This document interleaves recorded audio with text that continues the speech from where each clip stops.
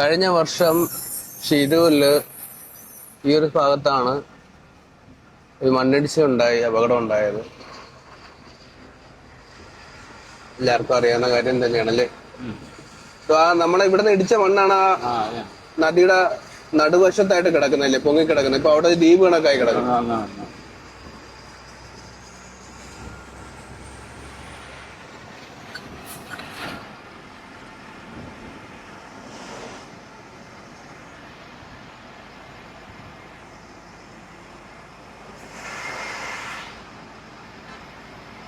അത് പുത്തേട്ടല്ലേ?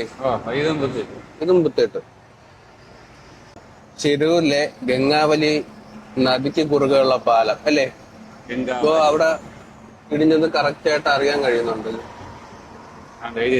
ഗംഗാവാലി റിവർ അവിടെ ഇവിടേക്ക് മൊത്തം ഇടിഞ്ഞു കിടക്കുവാണ്. അത് തന്നെ. ഇതിലെ വണ്ടി കൊണ്ട് നമുക്ക് ഓടാൻ തന്നെ പേടിയാണ്. എപ്പോഴാണ് ഈ സാധനം തള്ളിക്കൊണ്ട് പറഞ്ഞെന്ന് പറയാൻ പറ്റൂല.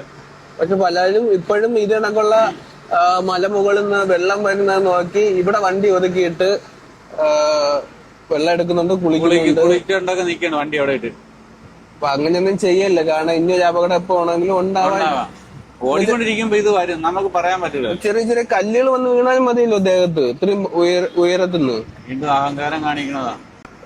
കാരണം പോകുന്ന വഴിയെല്ലാം ഇത് കണക്ക് ഒരുപാട് പൊക്കത്തിലുള്ള മലകൾ ഇടിഞ്ഞു വന്നുകൊണ്ടിരിക്കുന്നുണ്ട്. ഇടിയുന്നല്ല, ഇടിയാൻ ചാൻസ് ആയിട്ട് നിൽപ്പുണ്ട്. അപ്പൊ നമ്മള് മാക്സിമം ഇതുവഴി പോകുന്ന ഈ ഒരു ഭാഗം ഒഴിവാക്കി നിർത്താൻ ശ്രമിക്കും അല്ലേ അണ്ണാ?